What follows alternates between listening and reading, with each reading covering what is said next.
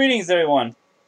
RetroIndieGamer here, and today I'm reviewing a racing game called Midnight Race Club Supercharged, one of the worst games I've ever seen in my life.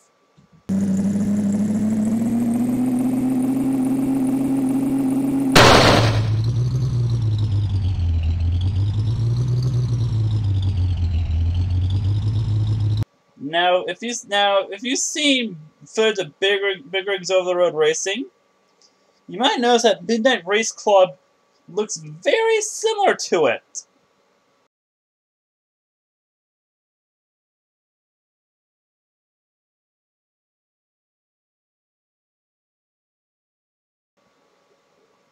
But I can tell you about this. They do not look similar. Very exact same game.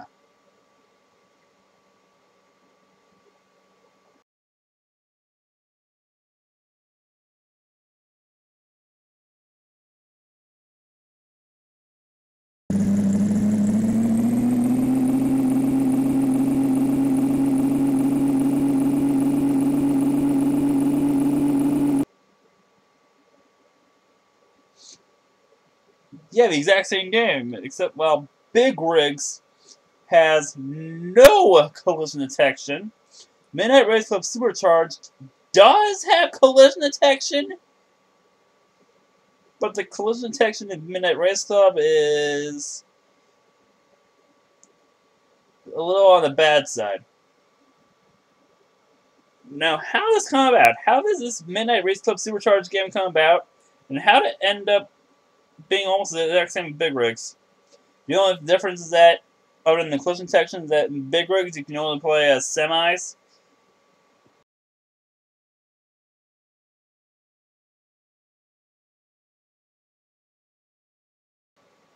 And in Midnight Race Club Supercharged, you can play as cars, trucks, as in regular trucks, and motorcycles. Now, how's it come about? How do I get this game that's pretty much the exact same game, except for a graphic swap? That's because the company that made these games, Stellar Stone, well, it was originally supposed to be one project, which I think is supposed to be a racing game, and I imagine that Midnight Race Club might have been the original project. But at one point, the company decided to split it into two parts. It split the game into two separate games, presumably to increase their profits or something. The reasons are completely unknown, but at some point in line, the single racing game split into two games: Midnight Race Club Supercharged and Big Rigs Over the Road Racing. And I think Big Rigs was actually released first. Neither of them were in any state for release. Big Rigs was barely functional. And Midnight Race Club Supercharged, its collision detection is super early.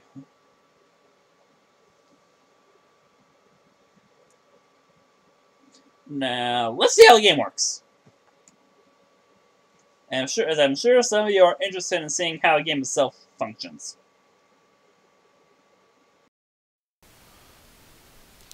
Yeah, here is the title screen for Midnight Race Club Supercharged. And if you've played Big Rigs or at least seen the title screen, you'll know that this is the exact same title screen except with the title swap. Now, here are the three different vehicles you can choose from, as I mentioned: cars, trucks, and motorcycles. Just for the hell of it, I'll play as a motorcycle. Mostly, it'll help illustrate some problems. Now, I don't know about any difference between these motorcycles, mostly because I'm not that into vehicles. However, from what I've seen, all the motorcycles handle exactly the same.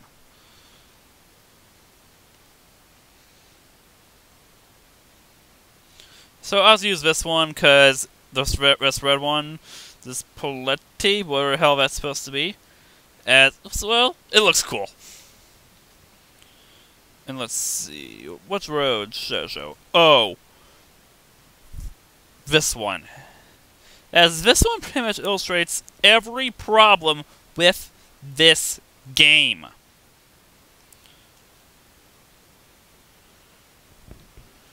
here we are.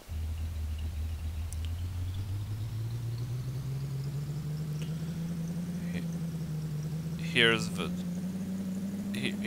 motorcycle. As you can see, instead of going under the bridge, you actually drive over it. Oh, this is where the main problem of this game: the collision detection. Whenever you're crashing anything, this happens. You suddenly stop and you hear that obnoxious sound. And depending on a lot of sudden stops, you'll run into problems with the camera and not know where you're supposed to go. I mean, unlike big rigs, we can drive through anything from buildings to motorcycles to...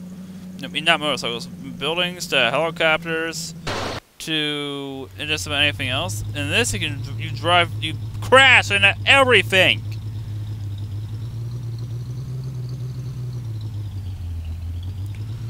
Oh, I should show you one of the biggest problems. Yeah, everything you drive from big rigs, you crash into it here with that obnoxious sound effect.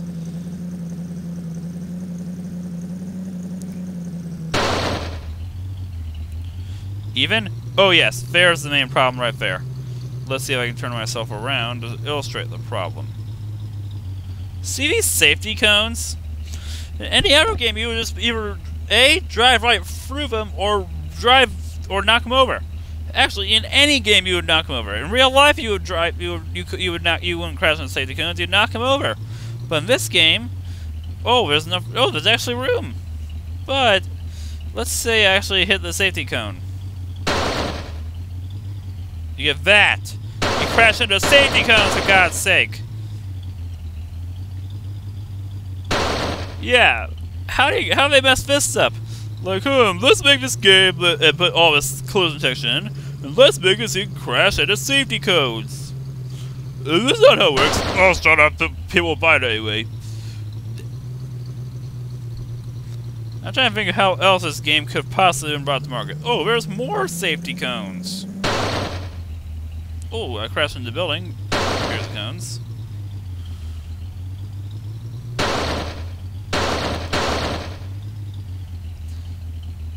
Yeah. This is proof enough that this game was definitely that. I think that what happened was when they finally got some form of collision detection into this game, they decided that, okay, let's release it. Who cares if it's not refined or polished in any way? Who cares if it still glitches out? Release it, people will buy it.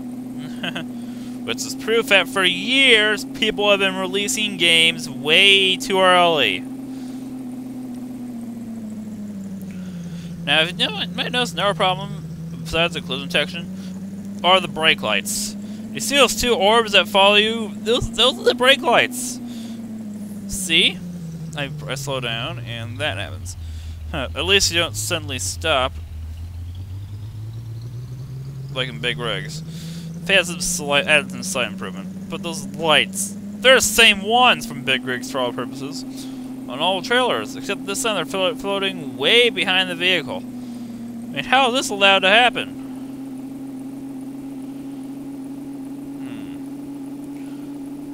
Well, at least there are some improvement from big rigs. For example, you can't drive over the hills anymore. Not going forward anyway.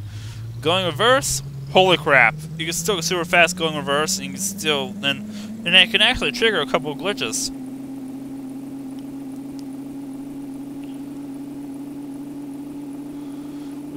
Which can be a problem.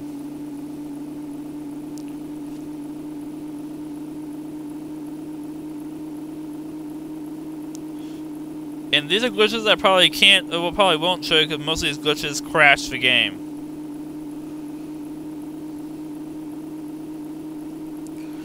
Maybe at the end of the video when I've gotten all I needed.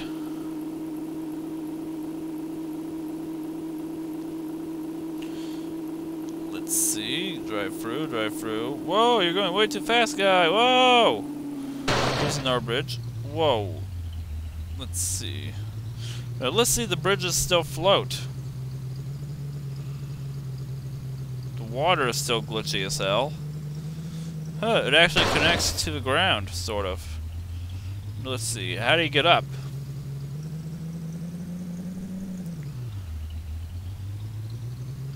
Not going forwards, you gotta go backwards. Oh, this is where the camera really messes up. When you're going backwards, you can't tell where, you can't... Whoa, what the hell? I'm trying to figure out where I'm going.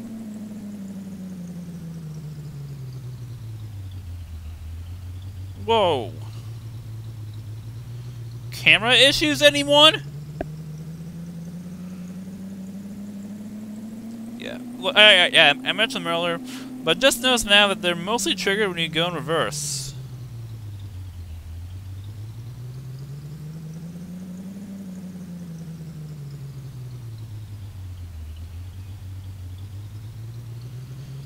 I mean, could it not? Would it have been too much of a hassle to actually check and see if it worked? The camera, at least. Oh, this stupid collision detection is really getting on my nerves. Oh, the bridge looks nice. I mean, and the decent graphics are probably the only thing this game is going for it.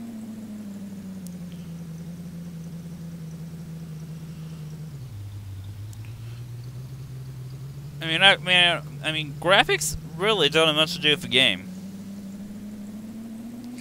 The main criteria is that they look good. I don't care how advanced they look, but they have to look good, or at least look like they go with each other. That's where crap like Hong Kong 97 fails. They don't go with each other. This, everything looks like it belongs to each other. And the graphics, while not the most advanced at all, under any circumstances, I mean, keep in mind this is a game from 2003. It still looks decent. Oh, I'm not going to finish the race. But when you do finish the race, you win! You know what, I'll do it anyway.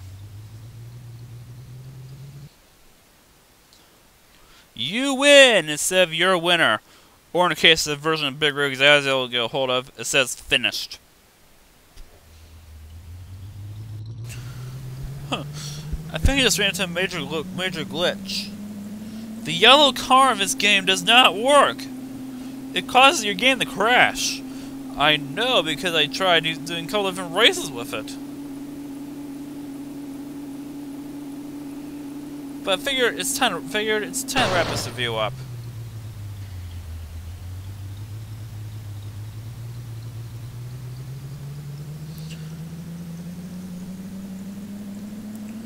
And give the final score for this disaster of a game. And I decided I'm going to start grading games or rating games based off of free things: innovation, fun factor, and gameplay. This game gets scores pretty low in all three of them. Innovation, 1 out of 10. Which it might have gone either way because this is nothing. This is nothing. This would have been nothing. Both this and Big Rigs, if they were actually finished properly, would have likely been nothing more than a mediocre than some average racing game for the PC. Fun factor: 0.5 out of 10. 0.5 out of 10.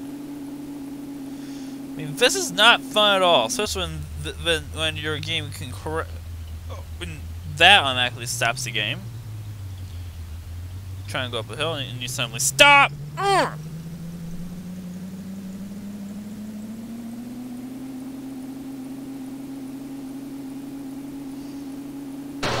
Or when things like this happen frequently.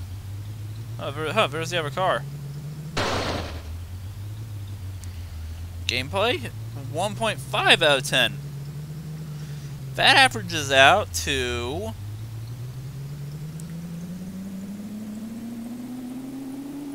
a 1 out of 10. This is a abysmal game. Never play it. Stay as far away from this or any Star Stone game as possible. I mean, there's one way of all Stellar Stone's car-related games, this is probably the worst, and they had 3 of them. This, Big Rigs, and one more that I will review at one point. And if you're familiar with Stellar Stone games, you know what game I'm talking about. That one's also filled with a whole bunch of glitches. And well, until next time, everyone. For the last few seconds, you can see this game glitch out when going backwards. As you just saw when I ended up all the way back here, just going backwards.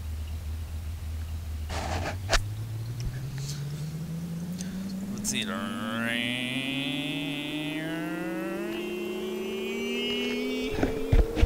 Jeez, the camera messes up when you're going this fast. Whoa, whoa, whoa! Let's see. This is awesome! Until a game crashes. This is the most fun I have the entire game. Whoa, whoa, whoa! What the hell? Oh!